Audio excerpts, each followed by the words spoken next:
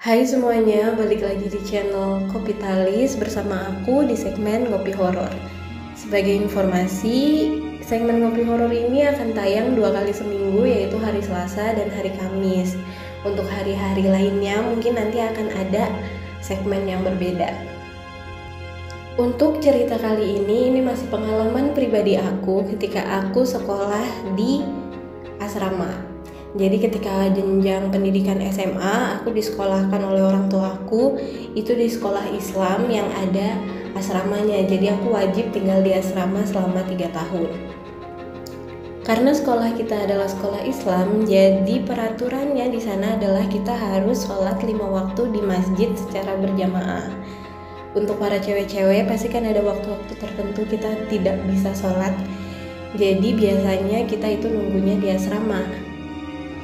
Pada saat kejadian ini pas banget aku lagi nggak sholat dan aku lagi di asrama karena ini adalah waktu-waktu sholat maghrib. Jadi aku nunggu waktu makan malam itu di asrama. Aku jelasin dulu, asrama aku ini terdiri dari 3 lantai dan setiap lantainya itu ada ruang serbaguna.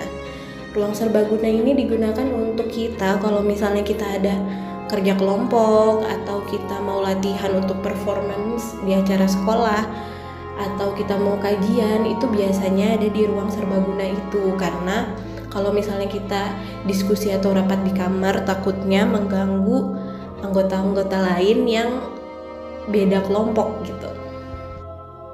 Nah, di depan setiap ruang serbaguna ini itu ada dispenser. Jadi kalau misalnya penghuni asrama mau isi air, itu kita harus pergi ke dispenser itu. Dispensernya nyala, ada air panas, ada air dinginnya juga. Dan ruang serbaguna ini pintunya itu ada 2, jadi ada pintu kiri sama pintu kanan kayak gitu. Di sini posisinya aku lagi mau ambil air panas di dalam termos.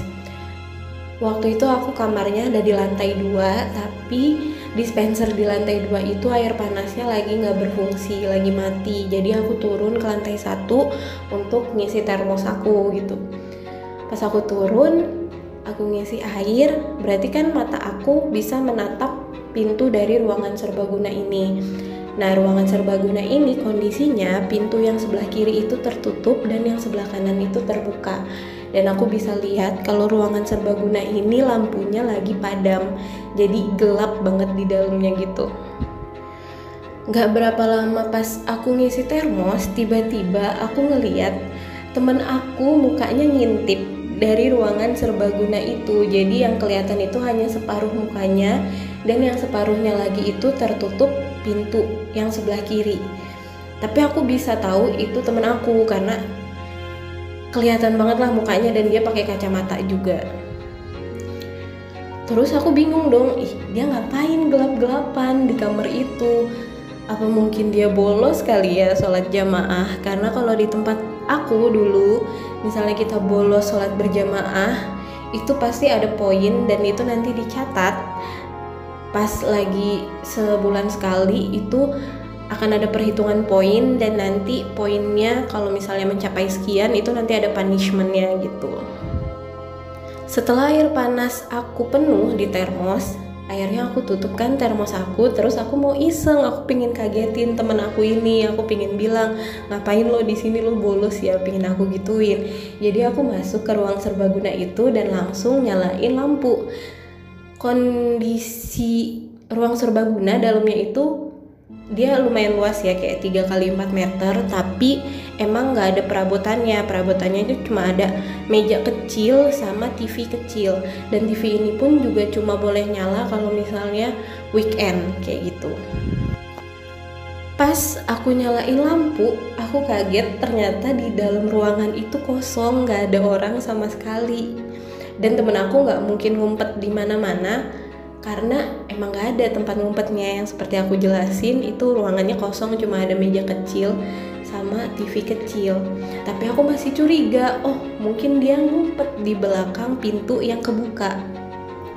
Akhirnya aku longok lah itu di pintu yang sebelah kanan ya kan, di baliknya aku lihat gak ada orang juga.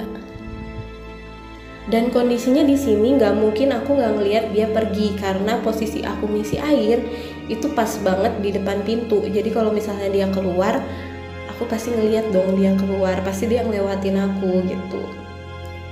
Setelah itu aku langsung merinding karena emang seumur umur aku nggak pernah ngalamin apa-apa di asrama itu. Aku udah hampir 3 tahun full di situ dan nggak pernah kejadian apa-apa. Terus tiba-tiba kejadian gitu. Aku langsung matiin lampu lagi dan aku keluar dari ruangan itu dengan langkah yang agak sedikit terburu-buru. Walaupun kondisinya asrama aku ada beberapa orang juga yang lagi nggak sholat, tapi mereka tuh lagi ada di kamar masing-masing. Jadi kondisi lorongnya itu bener-bener sepi dan agak remang-remang karena emang lampu di lorong itu nggak semuanya nyala. Jadi ada yang nyala, ada yang mati gitu. Setelah sholat maghrib di masjid itu selesai, biasanya kita kan ada tadarusan sekitar 10 menit. Nah, pada saat itu aku siap-siap dong untuk makan malam di kantin. Aku siap-siap, terus aku jalanlah menuju kantin. Pas aku jalan menuju kantin dari arah masjid ke kantin, itu aku ngeliat temen aku yang tadi kembarannya aku lihat di asrama. Dan itu semakin menegaskan kalau misalnya emang temen aku tuh nggak di asrama, dia lagi sholat di masjid. Sebelum kejadian ini sebenarnya aku udah sering dengar beberapa senior gitu cerita pengalaman yang sama, tapi versi cowoknya, kalau yang versi ceweknya ini kayak belum ada gitu loh. Dan ternyata aku yang ngalamin.